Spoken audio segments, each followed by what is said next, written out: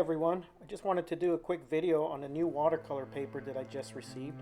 It's made by Arches and it's 100% cotton rag, acid-free, cold-pressed watercolor paper. It's 140 pound and it is the natural white.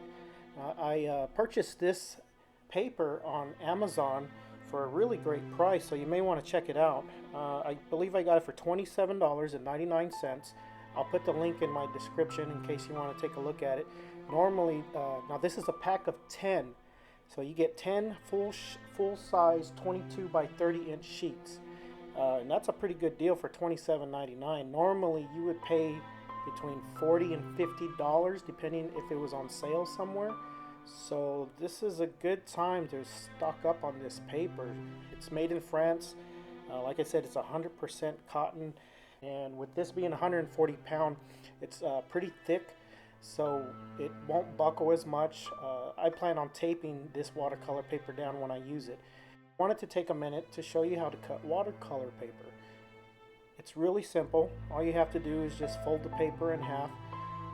I use a pencil here to mark the top of the paper, and then I actually noticed that on each corner it says Arches France, and so if you can read the Arches name, then you know you have the top side facing up. You have the right side facing up. So really there's no need to mark this paper in the corners, but the reason I would mark a small X on the top is so whenever I go to use this paper, I know which side is the top side. So as you can see, I'm just folding the paper here, and I'm not using a ruler to measure or anything like that. I'm just lining up the edge and lining up the corners.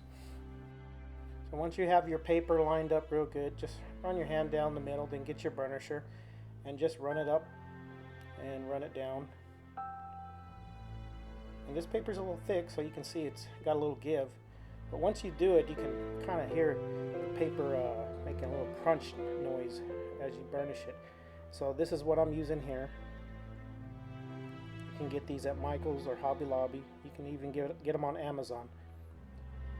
And then what I'll do, I'll fold the paper over, and I'll do it again on the other side. Well, this one you really don't need to measure too much since your crease is already there. And then I'll run the burnisher down again. Don't mind my dog down there. That's my dog Frida.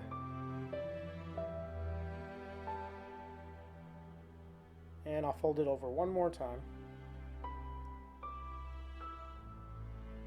Now, this first method, I used a ruler to put along the crease that I made, and then I grabbed the paper and I gently pull up.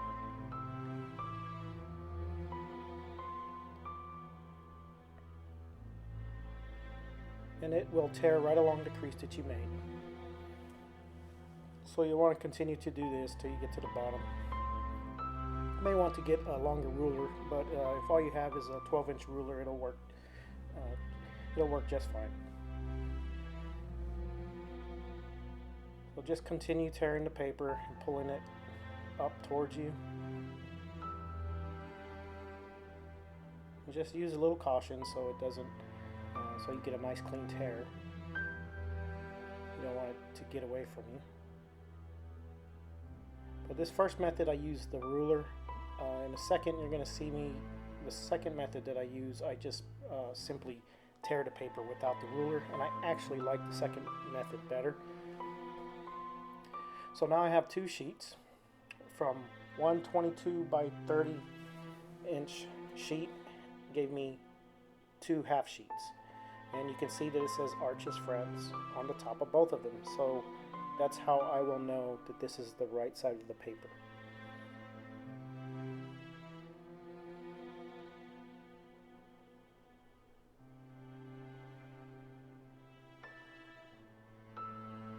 There you can see it says Arches France Aquarelle. And this is a cold press, so it's I would say it has a medium tooth. They have a hot press, which is smoother, then the cold press, which is a medium tooth, and then you have a rough press, which is has a lot more grain. And I was using, before this I was using the Canson XL watercolor paper. It's more of a student grade. This watercolor paper here is a, I guess, studio grade or artist grade. It's I mean, some of the best you can get. So this price is great. You're paying about $2.70 for each sheet, for each 22 by 30 inch sheet of paper. You really can't beat that. So if you cut all of these, all 10 sheets, you know, you get quite a bit of sheets, and then you can cut a few of them into quarters. So one sheet can give you 4 quarters or give you 2 half sheets. So it just depends on what size you want. And if you want smaller sheets, you just keep cutting them in half. But this is the second method that I use here. You can see I get that burnishing tool again. Just run it down. You can see the edge, how the edge has the deckled edge there. I like that deckled edge. So the paper comes already with 4 deckled edges. So when you fold the paper and cut it like this, you still get that deckled edge there. That way it's deckled all the way around. And I'll do it one more time. About 3 times is what I'm doing. I've seen people do it more, but I like that edge to look a little rough. So I think 3 times is enough. And here you can see I'm just simply pulling the paper apart. So as long as you burnish that edge down real good, your tear should be pretty nice and clean. So I now have 4 sheets. I used 2 22 by 30 inch sheets. I cut them in half, and now I got 4 half sheets. So I have 8 more to go. I'm probably going to do a few of them into quarters so I can have some smaller sheets, and I'll have different sizes that I can choose from.